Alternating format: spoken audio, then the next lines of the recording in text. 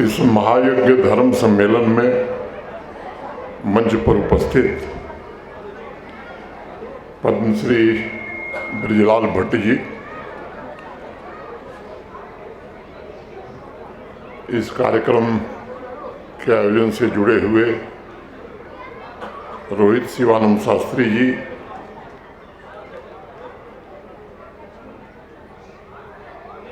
Principal secretary culture Shri Brijmohan Sharma जी,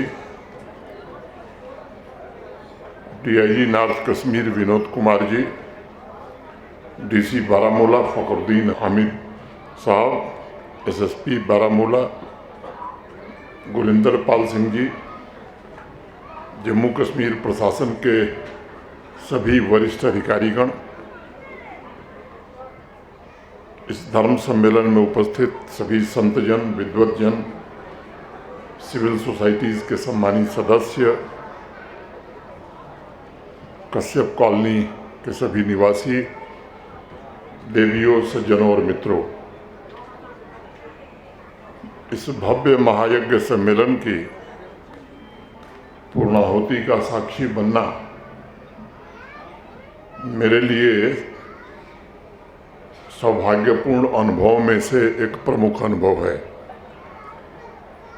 मैं कह सकता हूं कि बारामूला की पावन धरती पर इस आयोजन में भारत की जीवंत आत्मा का दर्शन हो पा रहा है।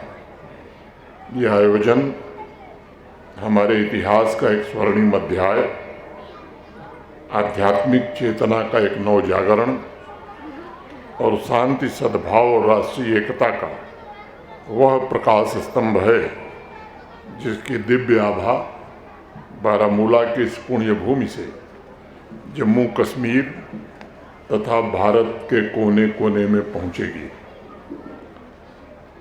यहाँ के स्थानीय नागरिक इस बात से वाकिफ हैं कि आज जिसे हम बारामूला के नाम से जानते हैं, वो प्राचीन काल में पूरे भारतवर्ष में वराहमूला के नाम से ही विख्यात था। यह भूमि भगवान विष्णु के वराह अवतार के नाम पर प्रतिष्ठित हुई थी और इसे संस्कृति और आध्यात्मिक चेतना का पवित्र स्थल भी माना गया था। अनेक शताब्दियों तक वराहमूला संस्कृति का प्रवेश द्वार, विचारों का संगम और आध्यात्मिक ज्ञान का महान केंद्र बना रहा। आज महायज्ञ धर्म सम्मेलन के माध्यम से आयोजकों ने और यहाँ उपस्थित सभी लोगों ने वराहमूला की अपनी गौरवशाली विरासत को पुनर्जीवित करने का एक अच्छा प्रयास किया है।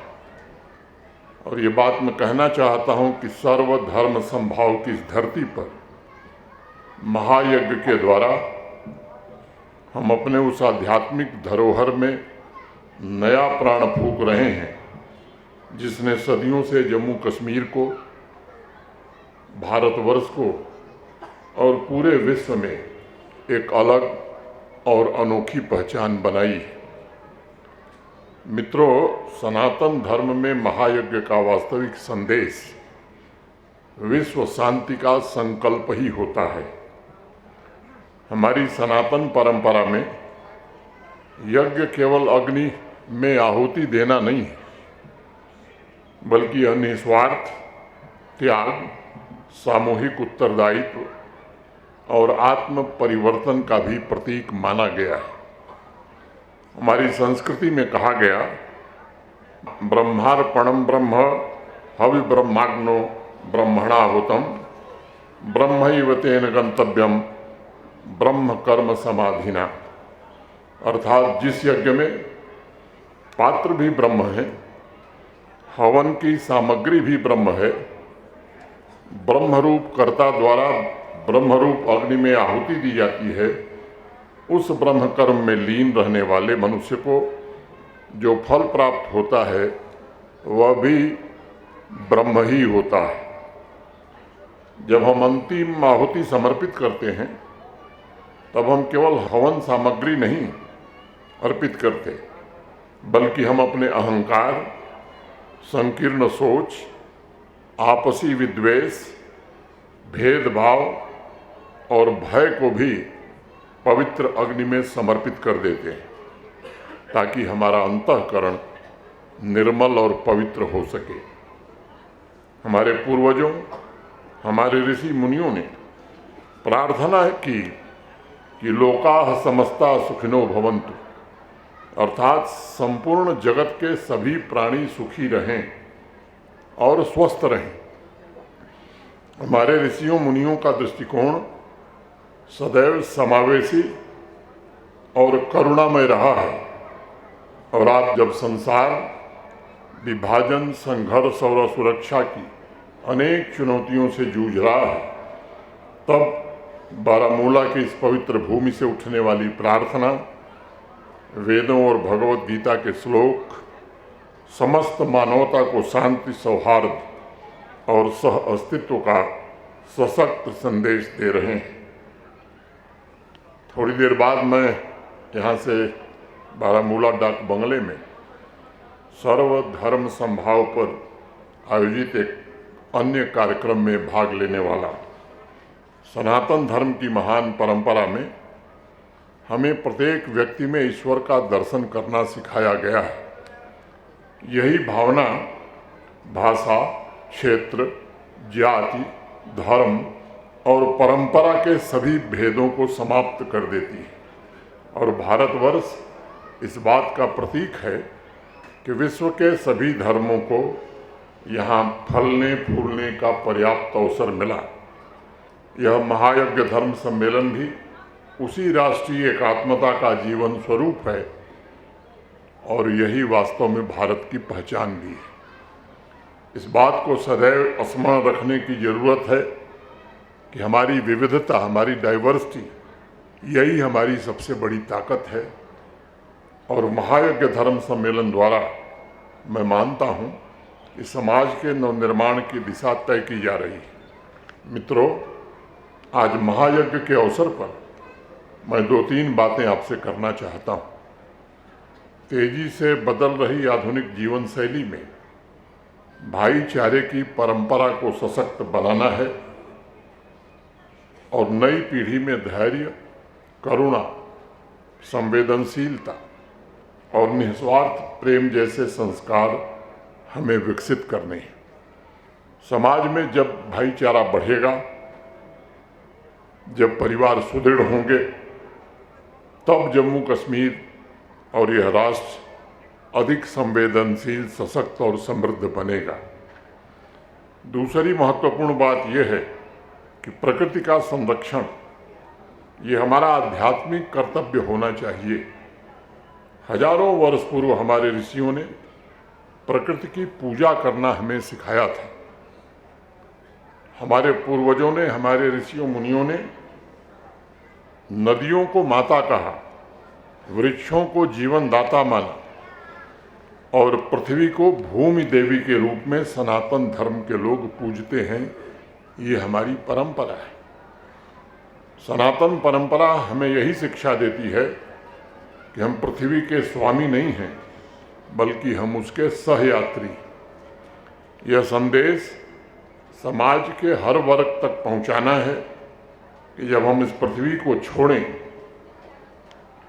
तो आने वाली पीढ़ी के लिए इसे और बेहतर बनाकर छोड़ के जाएं।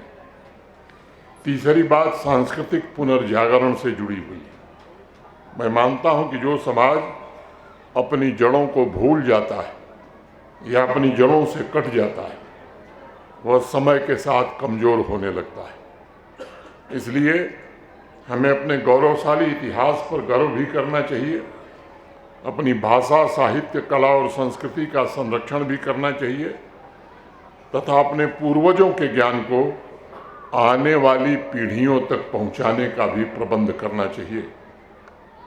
अपनी बात पूरी करने से पहले मैं ये कहना चाहता हूँ कि इस महायज्ञ धर्म सम्मेलन की सबसे बड़ी सफलता तभी होगी जब इसका संदेश नौजवानों तक, युवा पीढ़ी तक पहुँचेगा और उन्हें प्रेरणा देगा। आज के तीव्र बदलाव की दुनिया में प्रतिस्पर्धा में बने रहने के लिए जो सबसे प्रमुख शक्ति चाहिए वो नैतिक शक्ति चाहिए। और इसलिए मैं अक्सर एक बात कहता हूँ कि नौजवानों के चरित्र निर्माण से ही राष्ट्र का निर्माण होगा।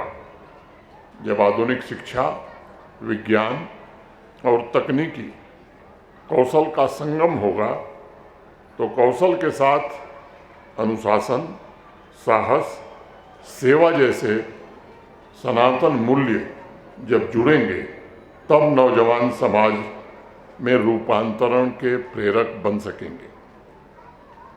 और मैं चाहूँगा कि भारत का नौजवान दुनिया का नेतृत्व करे, वो इनोवेट करे, विचारों का मार्गदर्शन करे, मानवीय संवेदनाओं के साथ प्रगति के नए अध्याय लिखे।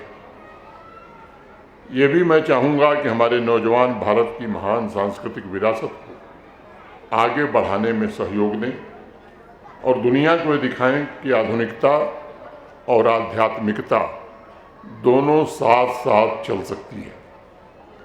मैं इस भव्य आयोजन के सभी आयोजकों, विशेष रूप से यहाँ के अध्यक्ष रोहित रैना जी, सभी यहाँ के निवासी, आदरणीय संतों, स्वयंसेवकों, विद्वज्जनों तथा बारामूला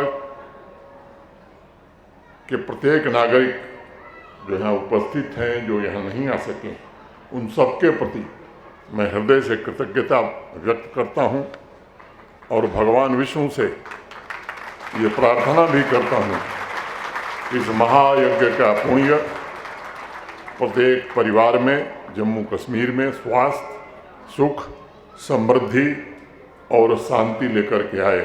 आप सबके प्रति फिर से एक बार हृदय से कृतज्ञता ज्ञापित करते हुए अपनी बात मैं यहीं पूरी करता हूँ। जय हिंद, जय भारत।